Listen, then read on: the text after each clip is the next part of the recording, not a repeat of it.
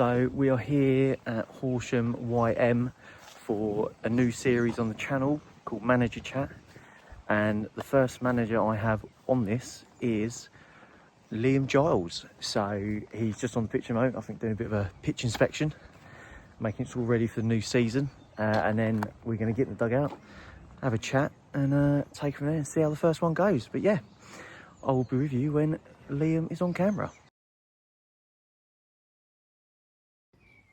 Liam, thank you for being the first manager on the new Manager Chat series for pre-season.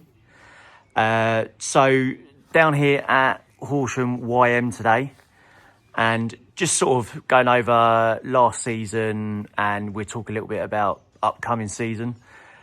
So first season in charge, how would you feel that started, and from when you came in to how it ended? It's been really tough, really tough. I'd go to say it's been my toughest season in my managerial career. I'm in season 6. It's never easy going into a club where a manager's been in the job for a long period of time, as was the case here. And I came in December. There was 2 first-team players remaining from the squad that was already here. So I was in a position where I just had to try and get players through the door, and just basically be as competitive as we could be. So we had that first initial period where the club hadn't won in 16 when I came in. We lost the first one away at Pagham.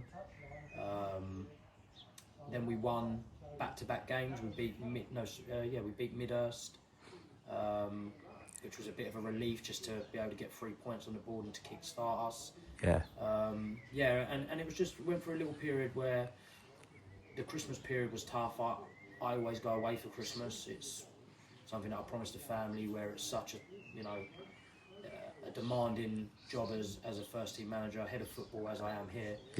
So we always go away for the Christmas period. So I missed Petersfield away, which we were leading 2-1 into the last 10 minutes. And we sort of then went on a bit of a bad run, which was really, really tough, because there was a massive turnover of players just because I was just begging and stealing to get players through the door, just trying to find something that worked effectively, because there was no pre-season or no time. There was no time for things to gel. So effectively went for a real bad, probably 10 weeks actually, which then effectively put us back in a relegation battle effectively. But we overcome that. We decided to go with an honest young group. With we did have a couple of older heads, as in Ashley Dugdale and Dan Webster. But other than that, we were I think our average age was under 23. Wow. And we went on a really good run. We went away to Peacehaven, lost 3-1. It was 1-0 up with 12 minutes to go, with a player in goal, because the league decided they wouldn't give us a special request for an emergency goalkeeper loan. Right. Which was tough, considering that we didn't have a registered goalkeeper available. So look, and then after that we then went on a good run. We won, I think, 4 out of our last 5. Drew our last game here with Lingfield, and we finished 12th, which equalled the best finish in the last 5 years, which was under the previous manager, with coming in December with 2 players. So it was a positive ending, and we're looking like it will be really exciting going into next year. We've a lot going on. Obviously, the club's being rebranded as Horsham YM, new badge, new look, new approach, and we've got an under 23s and 18s set up where we'll have a pathway as a one club, which will benefit everyone and the community itself, and bring an identity to the club, which I feel hasn't been here, where young players can come and thrive. Got a brilliant relationship with Bromley, which we worked with last year and managed to get lads in on loan, which will hopefully continue into next year. So yeah, looking forward, and got through what we had to get through last year, which I say was tough, mentally tough. Anyone who manages and tells you that it's a breeze is lying. is fine, because you look at you've had a midweek game, you've lost again, and the struggles trying to get to sleep, thinking how can you change things, and look, I'm a winner, so I'm not used to being in that position. That was the worst spell of my career as a manager, so getting through that and understanding and again learning, because you learn from your defeats and it makes you better. So yeah, I feel that I'm really excited going into the new year, and I'm thankful for the people here for all their support as well. They've been great since I've come in. Like the committee, have been superb and have backed my ideas and my ambitions and where I want to take the football club. No, that's good. That's great to hear as well. So you said you came in, obviously, around about December time. So for last season, who would you say for when you came in was sort of, you could pick 2 players that performed for the club last season? What sort of names are you putting out there? For us, Yeah.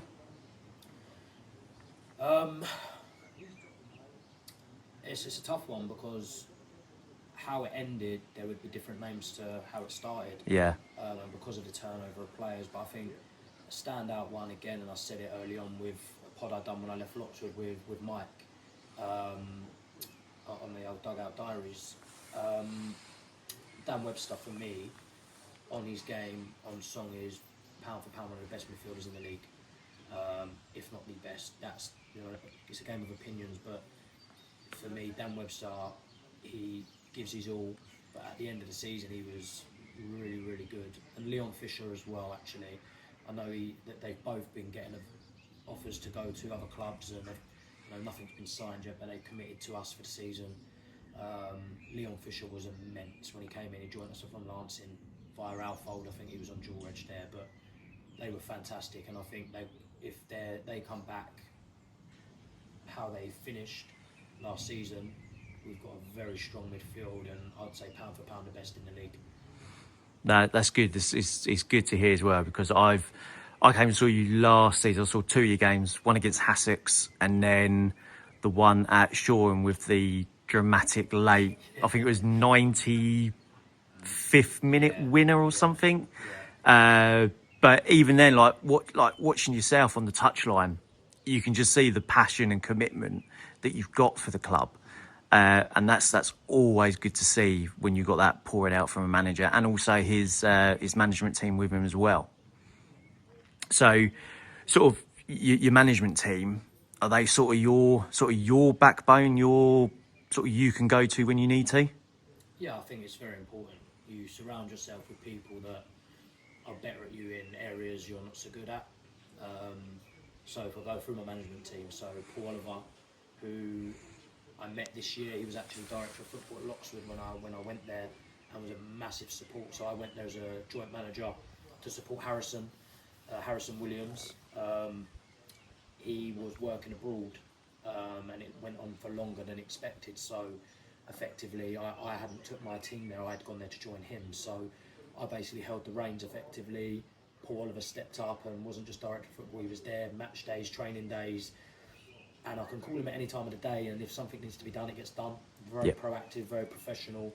His background is in professional sport, so very, very good to lean on. Harrison also is with us, so he will lead the majority of the coaching, and again has managed at step 4, step 5, and is a manager. His circumstances, obviously, at the moment, as being working within my staff, probably better for his situation. Yeah. So yeah, look, them two were with me last year. We've added another coach who also do a lot of our analysing. A guy called Raf Azimi. You might see him on social media. Coach Rafaz. Yeah. Does a lot of the analysing and breaking down games, and has got incredible numbers on social media, and an absolute great person. I went on his pod as well. Someone I'm really excited to bring into our team this year. We've teamed up with Huddle, which will be at all games, which will break down player performance, team performance, which will get analysed by them, and then Raf will also go over that and break things down for us. So, in terms of us and talking about 1%, I think that will be huge for us. And then we brought a new physio in, Ben Amissa, who is a senior physiotherapist at St Thomas and Guy's Hospitals in Ah, London. okay. So Yeah. someone that is going to be very good for what we're doing in terms of looking after the players and not just giving rubs and stuff. He will actually be able to work on rehab plans with them and look after them essentially. So hopefully he's not too busy. We still have Ken Jones, who's been at the club a long time, who has worked in the pro game all over the world, who will also be working alongside him. Doesn't do pitch side stuff anymore, but is very heavily involved behind the scenes with helping with the physiotherapy side. So no, we've got a really strong group actually, and again, like I say, you can never have enough good people around you because it can get lonely. Yeah. It can Yeah. get lonely, and having the right people around you and people that want to win and want to see you win is massive. Rather than having people, you know, within your group trying to put the daggers in, which you see a lot. Yeah, absolutely. But, right, mate, thank you for the first bit. That's part one. Now we're going to, I believe you've got a manager's office that we're going to head to. And yeah, we'll get part two and talk about what you're looking at this season. Yeah, perfect. Okay, so we've made it into manager's office. As you can see, just sitting behind him with a shirt from last season. Yeah. And I believe, like you said, you've got this because it's going to be like every team, new shirts coming out this season with the rebrand and everything.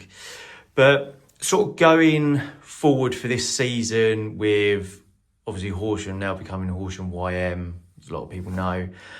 What are you looking to do this season, as in bring players in and where you want to take the team? Yeah, so in terms of recruitment, I think it's very important, and it is for every club.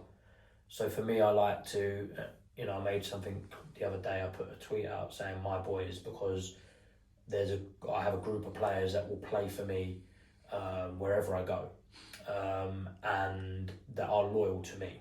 Yeah. So we have retained, I believe, 10 of the first team squad. Right. Alongside that, there are 2 or 3 that have been amongst the 18s and the 23s that are also staying. And then it's about us finding the right people and when I say people, because for me that's the biggest part of it, right? They have to be the right character, have to buy into what we are trying to achieve. And fit into the team basically as well, Fit in, because it's no good bringing in someone whose ability is here but their personality is there, and doesn't buy into what you want to do and isn't a team player. So we're massive on that culture, environment, etc. So we've got a few that we have, shook hands with, which we won't announce until we're back on the grass. We're back next Saturday, start pre-season.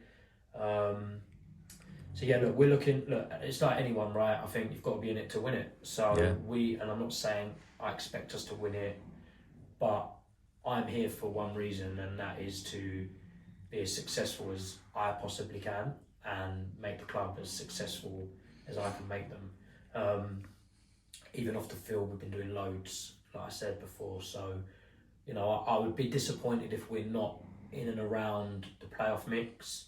That will be our aim, to be, with a game to play, we're either secured or we're still within a kick of being inside the playoffs. Yeah. The club's ambitions obviously wants to finish as high as possible, bearing in mind that 12's been the highest they finished in 5 years, 6 years, whatever it may be.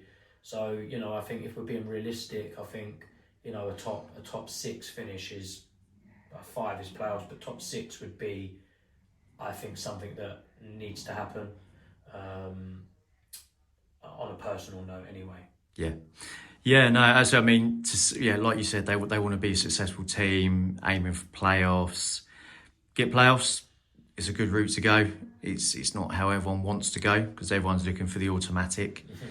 But yeah, it's never as simple as that. But also, obviously, I saw last season on sort of social media, that sort of thing, you lost Beth this season, is that right? She's sort of gone to uni, is it? Yeah, we lost Beth. She's off to uni. Obviously, I'm not sure what if she'll have time to do, because initially she was going to try and make make the journey from, I think, Southampton, as and when she could. I've just got back from holiday with the family, and I wasn't in on the meeting that was last Friday, so I need to find out the ins and outs. But yeah, no, so it's a shame. She's been great since I've come in. Really, really good at what she does. Hopefully, she's got a good career ahead of her. I know that's what she's going to. I think photography and media. She's doing at uni, so obviously wish her well, and she's always welcome. She knows that she's always welcome here whenever she's back from uni. So no, that was a shame. But no, I will leave it there, mate. I will let you go in peace and enjoy the rest of your Saturday. But thank you for coming on. Thank you for doing the first episode. And like I said, all the best in the future. I'll be down to watch the Bromley game, and then I'll be down a few more times next season as well to catch you. But again, thank you, mate. Yeah, no, thank you, and best of luck with the channel, mate. Keep doing what you're doing. Superb. Thank you, mate. All right, cheers. Cheers.